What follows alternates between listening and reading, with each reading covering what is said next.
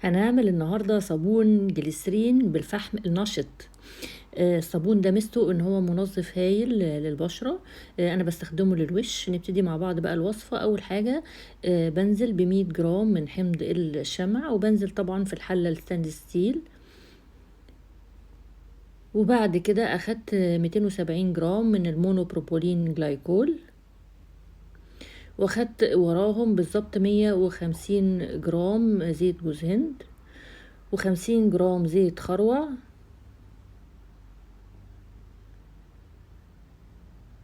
و50 جرام جليسرين. وهاخد المكونات دي كلها على النار، وبفضل اقلب وما بشيلش ايدي ابدا لحد ما المكونات بتاعتي كلها تدوب.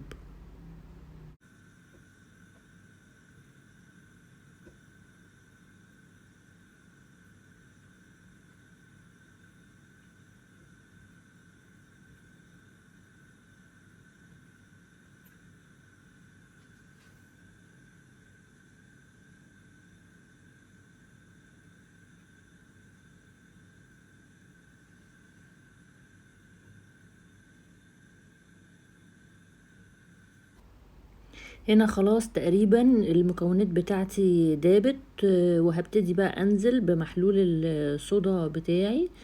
محلول الصودا اللي انا هنزل بيه هيكون عبارة عن 95 جرام من الماء المقطر، و48 جرام من هيدروكسيد الصوديوم. وطفيت النار تماما، وببتدي انزل شوية شوية واقلب، وانزل شوية شوية واقلب تاني، علشان اضمن ان محلول الصودا بتاعي يدوب كويس، ميبقاش فيه كتل.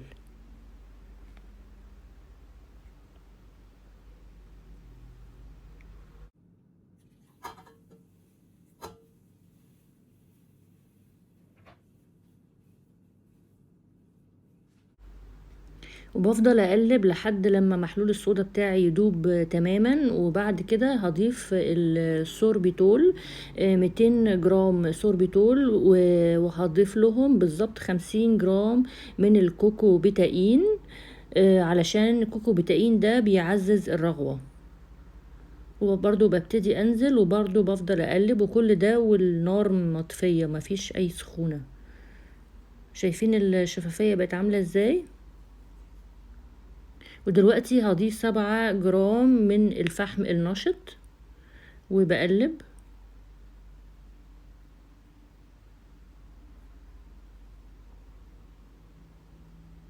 الفحم النشط بيدوب على طول، مش محتاج ان انت تدوبيه بره يعني.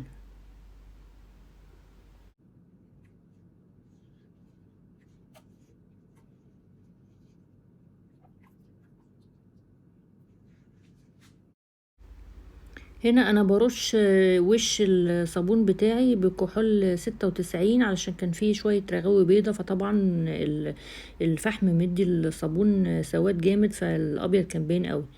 وبقلب كده شوية، ولما درجة الحرارة تهدى شوية هضيف له الكافور. ده الكافور اللي انا هضيفه، واخدت بالظبط 5 جرام كافور، وبقلب. لو انت عايزة تبيعيه كقاعدة جليسرين، انت ممكن ما تضيفيش عطر خالص، تبيعيها كده، واللي هياخد بقى بيدوب وبيزود العطر اللي هو عايزه يعني. وابتدي انزل بقى في القوالب بتاعتي، وهسيبها تجمد في درجة حرارة الغرفة، مش هدخلها التلاجة خالص.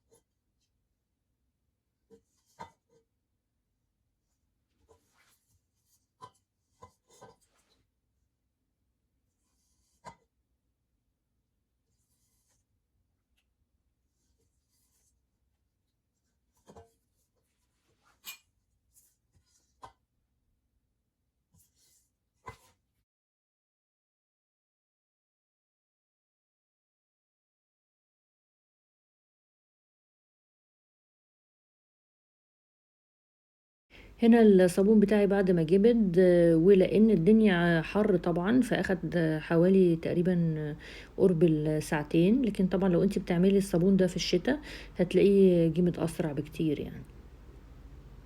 شايفين سواده جميل جدا، يعني عامل زي حتة الرخام الاسود، حلو قوي.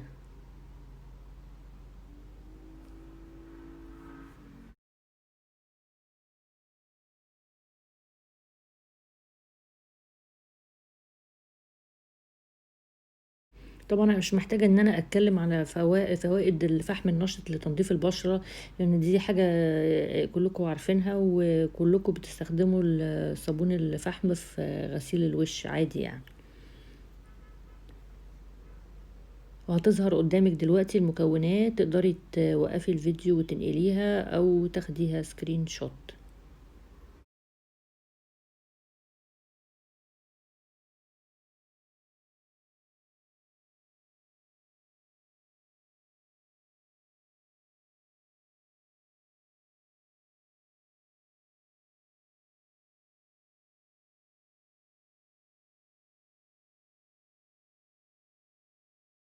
لو عجبك الفيديو ما تنسيش تعملي لايك وتسيبيلي كومنت، واشوفك ان شاء الله في فيديو جديد.